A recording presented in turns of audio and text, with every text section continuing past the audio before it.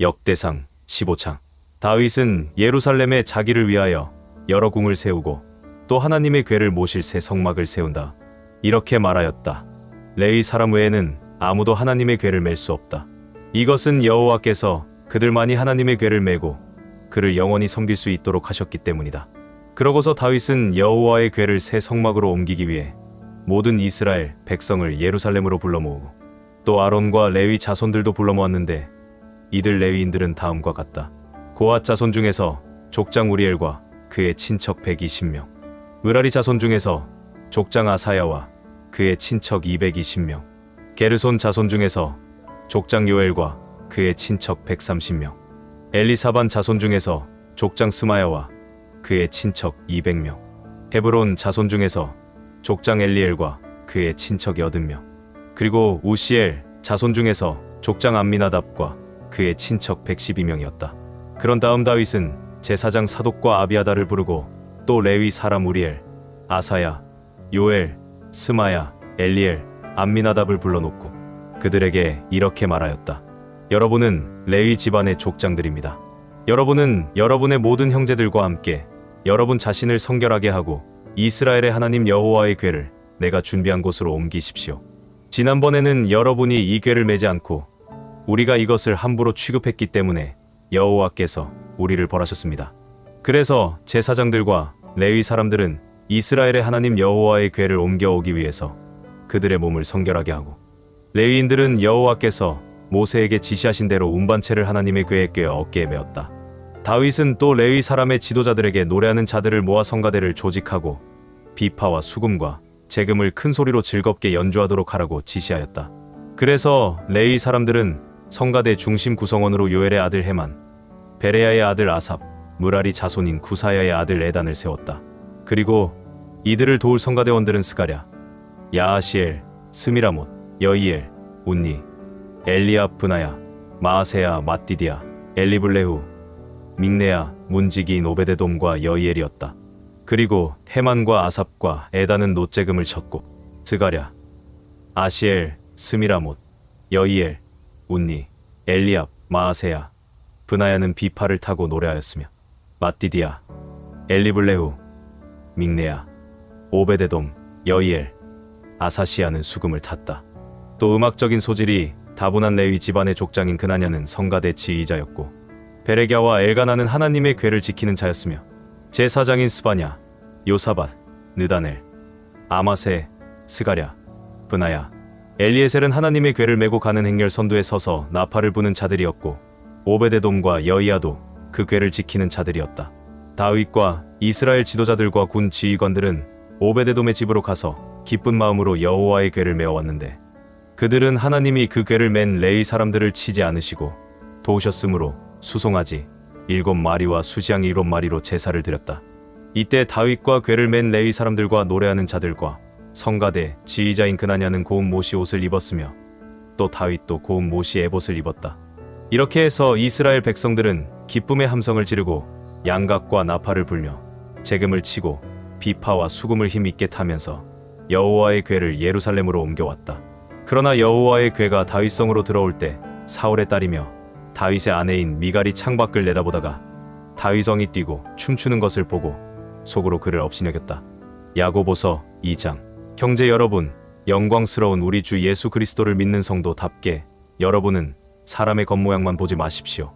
교회에 금반지를 끼고 화려한 옷을 입은 사람과 남루한 옷을 입은 가난한 사람이 들어올 때 만일 여러분이 화려한 옷을 입은 사람은 좋은 자리에 앉히고 가난한 사람에게는 거기 섰든지 내 발 앞에 앉으시오 하고 투대접한다면 사람을 차별하여 악한 생각으로 판단한 셈이 되지 않습니까?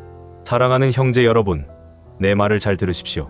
하나님은 세상의 가난한 사람들을 택하여 믿음에 부여하게 하시고 자기를 사랑하는 사람들에게 약속하신 나라를 그들이 소유하게 하시지 않았습니까?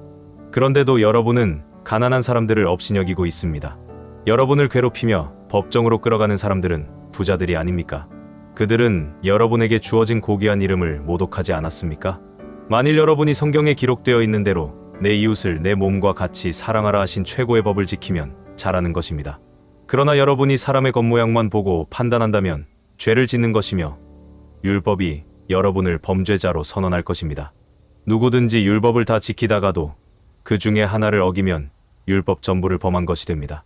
간음하지 마라라고 하신 분이 살인하지 마라라고도 하셨습니다. 그러므로 간음하지 않아도 살인하게 되면 율법을 범한 셈이 됩니다. 여러분은 자유를 주는 그리스도의 법에 따라 판단을 받게 된다는 것을 잊지 말고 늘 조심스럽게 말하고 행동하십시오. 자비를 베풀지 않는 사람에게는 자비 없는 심판이 있을 것입니다. 자비는 심판을 이깁니다. 형제 여러분, 믿음이 있다고 하면서 실천하지 않으면 무슨 소용이 있습니까?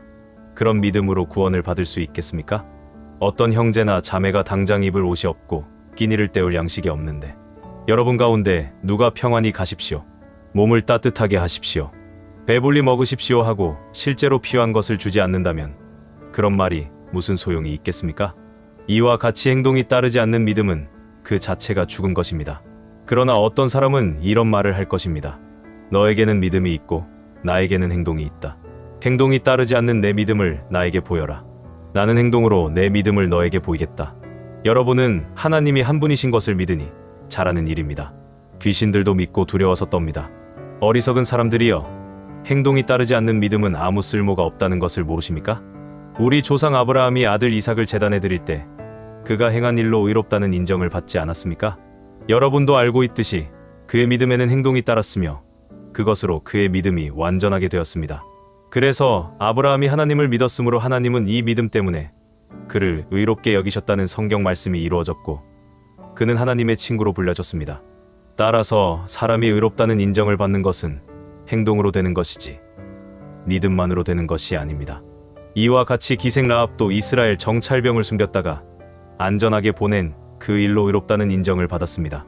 26영이 없는 몸이 죽은 것처럼 행동이 따르지 않는 믿음은 죽은 것입니다. 아모스 9장. 나는 주께서 단 곁에 서 계신 것을 보았는데 그가 이렇게 말씀하셨다. 성전에 기둥머리를 쳐서 문지방이 흔들리게 하여 기둥과 지붕이 사람들의 머리에 무너져 내리게 하. 남은 자들을 내가 칼로 죽이겠다. 하나도 도망하거나 피하지 못할 것이다. 그들이 지하의 깊숙한 곳으로 파고 들어가도 내가 거기까지 가서 그들을 끄집어낼 것이며 그들이 하늘로 올라가도 내가 그들을 거기서 끌어내릴 것이요. 그들이 갈멜산 꼭대기에 숨어도 내가 그들을 찾아낼 것이다. 그들이 내 눈을 피하여 바다 밑에 숨을지라도 내가 거기서 바다뱀에게 명령하여 그들을 물게 할 것이며 그들이 원수들에게 사로잡혀가도 내가 거기서 명령을 내려 그들을 칼날에 죽게 하겠다. 내가 항상 그들을 주시하며 그들에게 화를 내리고 복을 내리지 않을 것이다.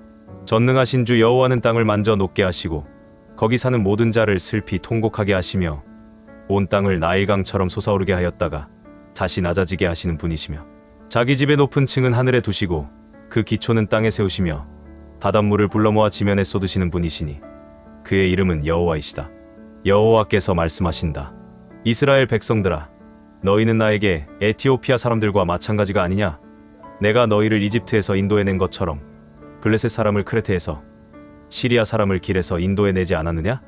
나 주 여호와가 범죄한 이스라엘을 주시하였다가 지상에서 없애 버릴 것이다. 그러나 내가 야곱의 후손들을 완전히 멸망시키지는 않을 것이다. 내가 명령하여 모든 민족 가운데서 이스라엘 백성을 체질하듯이 흔들게 할 것이나 한 알갱이도 땅에 떨어지지 않을 것이다.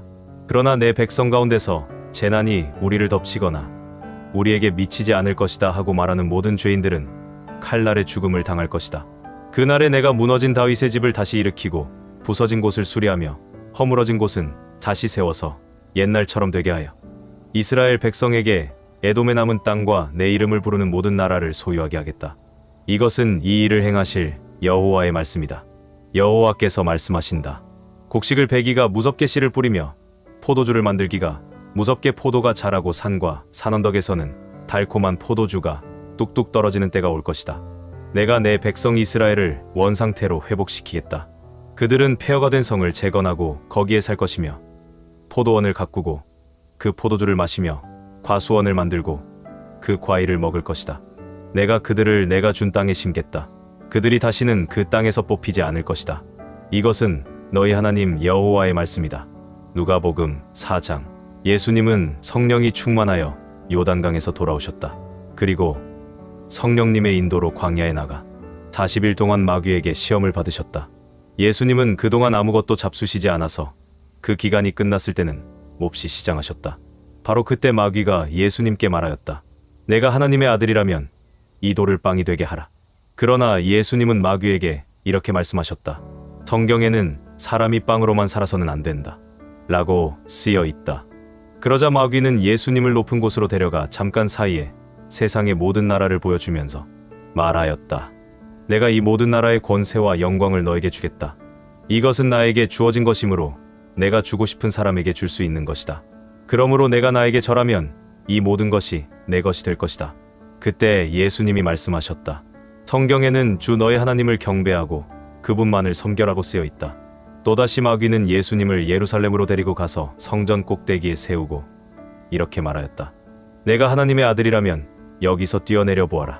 성경에는 하나님이 천사들에게 명령하여 너를 지키게 하실 것이니 천사들이 손으로 너를 붙들어 내 발이 돌에 부딪히지 않게 할 것이다. 라고 쓰여 있다. 그래서 예수님은 마귀에게 성경에는 주 너의 하나님을 시험하지 말라. 고 기록되어 있다 하고 대답하셨다. 마귀는 이 모든 시험을 다 한 후에 적절한 시기가 올 때까지 잠시 예수님을 떠나갔다. 예수님이 성령님의 능력을 받아 갈릴리로 돌아오시자 이 소문이 사방에 퍼졌다. 예수님은 여러 회당에서 가르치시며 모든 사람에게 영광을 받으셨다. 예수님은 자라나신 고향 나사렛으로 가셔서 전에 하시던 대로 안식일에 회당에 들어가셨다. 그리고 성경을 읽으려고 일어나서 이사야의 예언서를 받아 이렇게 쓰인 곳을 찾아 읽으셨다. 주께서 나를 성령으로 충만하게 하셨으니 가난한 사람에게 기쁜 소식을 전하게 하시려고 나를 택하여 보내셨다. 그가 나를 보내신 것은 마음 상한 자를 고치고 포로에게 자유를 선포하며 눈먼 사람을 다시 보게 하고 짓눌린 사람을 풀어주며 주께서 은혜 베푸실 때를 전파하도록 하기 위해서이다. 예수님이 그 책을 덮어 회당 직원에게 되돌려주고 앉으시자 그곳에 모였던 사람들의 눈길이 다 예수님에게로 쏠렸다. 그때 예수님은 그들에게 이제 읽은 성경 말씀이 오늘날 너희에게 이루어졌다 하고 말씀하셨다. 그러자 모두 예수님에 대하여 감탄하고 그 은혜스러운 말씀에 놀라면서 이 사람은 요셉의 아들이 아니냐 하고 수군거렸다. 그래서 예수님이 그들에게 이렇게 말씀하셨다. 너희는 틀림없이 의사야. 내 병이나 고쳐라는 속담을 들어 너희가 들은 일 곧 내가 가버나움에서 행한 기적을 이곳 고향에서도 해보라고 나에게 말할 것이다. 내가 분명히 말하지만 예언자가 자기 고향에서는 환영을 받지 못한다. 엘리야 시대에 이스라엘에는 3년 반 동안 비가 내리지 않아 온 나라에 큰 흉년이 든 일이 있었다. 그때 거기에는 많은 과부가 있었지만 하나님께서는 오직 시돈의 사렙다에 사는 한 과부에게만 엘리야를 보내셨다. 또 예언자 엘리사 시대에는 이스라엘에 많은 문둥병자가 있었으나 한 사람도 깨끗함을 받지 못하고 오직 시리아 사람 나아만만 고침을 받았다. 회당에 있던 모든 사람들이 이 말을 듣고 분개하여 일어나 예수님을 산 위에 세워진 그 마을 밖 벼랑까지 끌고 가서 던져버리려고 하였다. 그러나 예수님은 의연하게 그들 가운데로 지나서 가버리셨다. 예수님이 갈릴리 가버나움으로 내려가 안식일에 회당에서 권위 있는 말씀으로 가르치시자 사람들은 모두 놀랐다. 마침 그 회당에 더러운 귀신 들린 사람 하나가 있었다. 그가 크게 소리를 지르며 나사렛 예수님, 우리가 당신과 무슨 상관이 있습니까? 우리를 없애려고 오셨습니까? 나는 당신이 하나님의 거룩한 아들임을 압니다 하고 외쳤다. 예수님이 그를 꾸짖으며 떠들지 말고 그 사람에게서 나오너라 하시자 귀신이 사람들 앞에 그를 내동댕이 치고 나가버렸다. 그러나 그에게 상처는 입히지 않았다. 사람들이 이 광경을 보고 모두 놀라 이게 도대체 어떻게 된 일이냐? 권위와 능력으로 명령하니 귀신들이 당장 쫓겨나가는군 하며 수군거렸다. 그래서 예수님의 소문이 그 일대에 널리 퍼졌다. 예수님은 회당을 떠나 시몬의 집으로 가셨다. 그때 시몬의 장모가 심한 열병을 앓고 있었기 때문에 사람들은 그녀를 고쳐달라고 예수님께 간청하였다. 예수님이 여자를 굽어보시며 열병을 꾸짖으시자 곧 열이 내리고 시몬의 장모는 즉시 일어나 예수님의 일행에게 시중을 들었다. 해질 무렵에 사람들이 온갖 병자들을 데리고 오자 예수님은 그들에게 일일이 손을 얹어 고쳐주셨다. 그리고 귀신들도 당신은 하나님의 아들이십니다 하고 외치며 많은 사람에게서 떠나갔다. 이렇게 귀신들도 예수님이 그리스도라는 것을 알고 있었기 때문에 예수님은 그들을 꾸짖으며 귀신들이 말하는 것을 허락하지 않으셨다.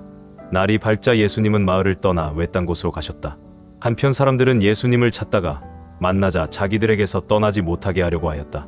그러나 예수님은 그들에게 나는 다른 여러 마을에도 하나님 나라의 기쁜 소식을 전해야 한다. 하나님께서는 이 일을 위해 나를 보내셨다 하고 말씀하셨다. 그러고서 예수님은 계속 유대 여러 회당에서 전도하셨다.